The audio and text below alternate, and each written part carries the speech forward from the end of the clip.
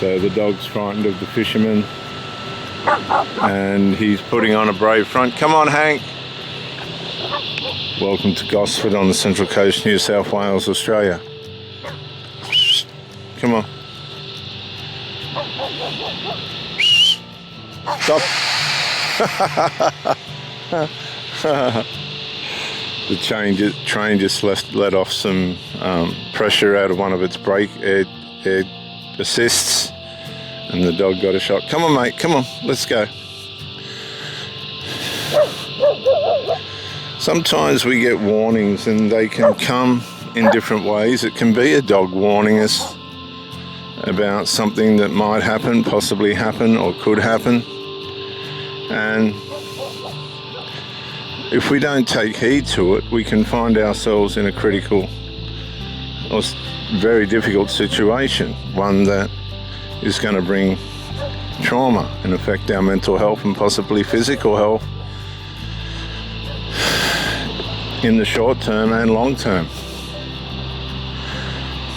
And I don't advise that on anyone, but these things happen if we don't listen to the warnings. And inside us, I guess, there's a dog that's an alarm, a consciousness, like the dog barking and saying it's not sure about something. There's a consciousness inside us that we tend to block out. Our devotion, faithfulness, loyalty, commitment has a way of overriding our awareness that something's not right. We don't want to try and figure it out. We don't want to learn what's happening. And this happens to cult members and people in relationships.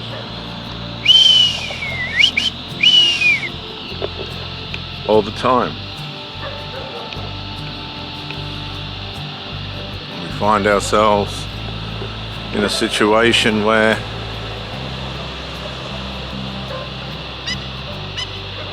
we're going down the tubes because of somebody that we've met, and there's trouble and things going on all of a sudden that weren't there at the start. People degenerate, they become careless, they become spineless, and these people will leave you wondering, where is the resolve?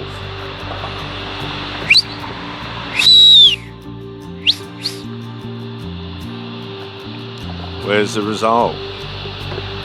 And it's not going to come. What you're seeing is real. What you're going through is real.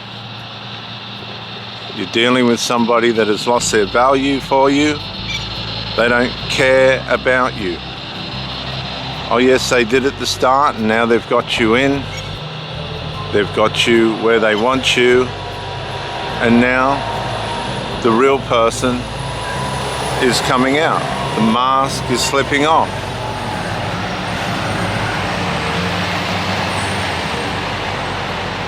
And it's slipping off fast. You'll see this happening to you and you'll sense what's going on, and you'll push into your devotion and faithfulness and loyalty faculties.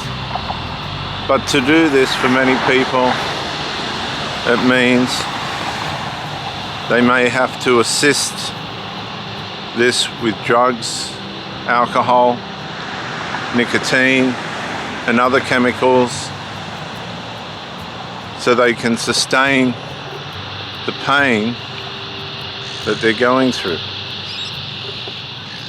And they'll stay with this person and the pain don't go away, the pain keeps coming. The questions keep coming, the whys, the arguments, the negligences, and the person's being entrained. They're being entrained by the other person to try and make them put up with what they're wanting to do. And it's a dark, evil, demonic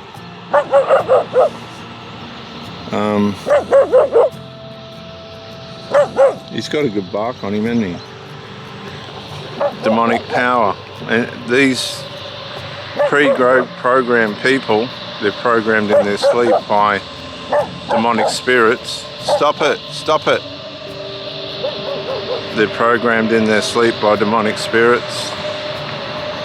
Spirits that are able to infiltrate the mind and influence people in a negative way via the gateways of their behaviours and attitudes. Wrong behaviours, wrong attitudes are the gateway for spirits to come in.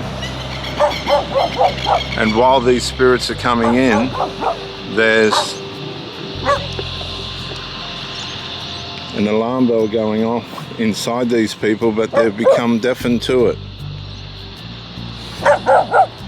It's like a dog barking outside and it don't normally bark, like this dog, trying to warn that something's wrong, but nothing's wrong in this case. Come on, mate, that's enough. Come on. How are you, mate? Good, buddy. So, these people are pre-programmed in their sleep by way of attitudes and behaviours, wrong ones. Drugs and other things will allow demons free rein to their minds, and they don't realise this, but they're being programmed to ruin anything they get involved in. And they do. And that, if you meet one of these people, and they're everywhere, could be you. And right now you might be asking all sorts of questions and wondering what on earth is going on. Who is this person that I've ended up with? They're not what they were at the start. How do I deal with this chaos? I've had a child to this person. You're lumbered with a child. While this person just seems to be getting around like nothing's wrong. Complete negligence, complete immaturity, complete malignant narcissism, sinfulness, whatever you want to call it, and it's now happening to you. You're on the end of it.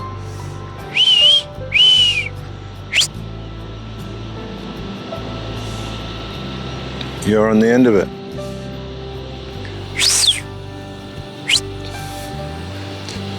And you're on the end of it all on your own because you're not sure what's going on. You're still trying to compute what's going on. And that's hard because you may never have experienced it before. And if you have, you'll be thinking, not this again. Why this again? Why me? Why is this happening to me? And this happens all the time.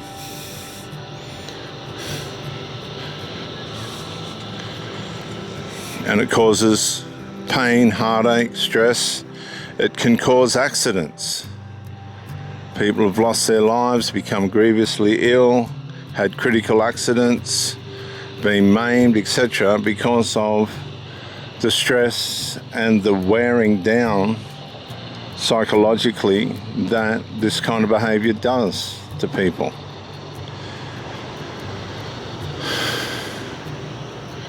And we allow, again, and I'll say it again because this is what happens to cult members, they allow their devotion, faithfulness and loyalty to blind them from the reality of the danger and the lies and deceit, the misbehavior that's going on through their connection to the cult, in this case, the person, the dysfunctional person, the covert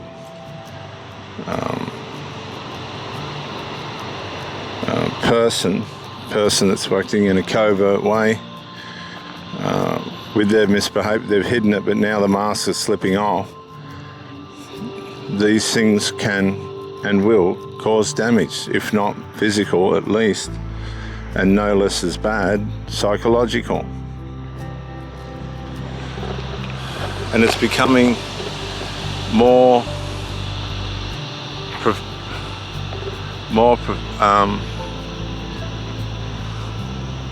and more as we move on in time. And I've said this to many of the people that I know personally. The darkness is getting darker and the light is getting lighter, and it's accelerating. And it's accelerating at an extraordinary rate. A rate that is very difficult to try and keep up with.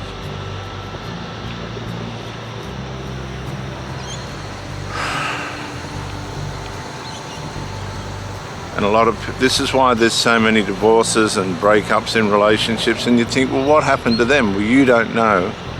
See, the covert narcissist, the covert malignant person will hide the problem from the public, and the only person that's going to see it is the people that are in, or the person that's in the relationship with them. In many cases, even in churches, a lot of the ministers and things won't believe what you're trying to tell them because they don't know anything about narcissism. They'll learn about witchcraft and sinfulness and all this, but when it comes to the covert narcissist, a lot of them aren't trained in that and they get it wrong, because many of these people are narcissists themselves. And you could be suffering right now, your mind ruminating, your nervous system running on high, you're just a nervous wreck, like the dog when the air brakes went off on that train. It got a shock.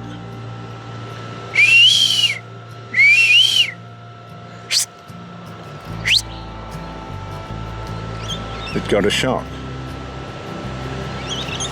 You're in shock. You're not sure what's happened to the person that you're with, why they're doing what they're doing to you. It's become consistent. It's become a menace. The person's a menace. The person's running you down into the ground, and you don't know what to do. I'll tell you what to do. You need to leave. You need to pack up your stuff, leave. Put yourself in a safe situation where you can rehabilitate from the damage that this person has done to you. Go no contact. If there's children involved, get a mediator that can work with you to assist with that. Maybe this person's not even healthy enough to have access to the children. You'll work all that out. Leave, go no contact, and leave it at that. Complete no contact. And that's it. They had their chance and they blew it. Time to get your life right.